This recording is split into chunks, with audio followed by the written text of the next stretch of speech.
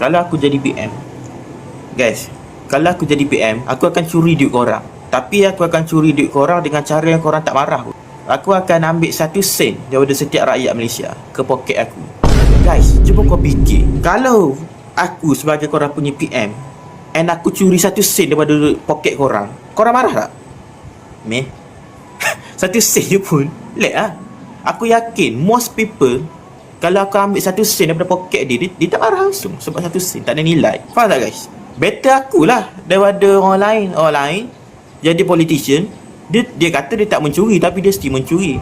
So baik aku transparent, and aku cakap aku curi tu banyak mana, 1 sen. Faham tak guys? Sebab tu lah korang janganlah angkat aku jadi PM guys. Sebab kalau korang angkat aku jadi PM, aku akan curi duit korang. Aku tak gurau guys. Aku akan buat betul-betul kalau aku jadi PM.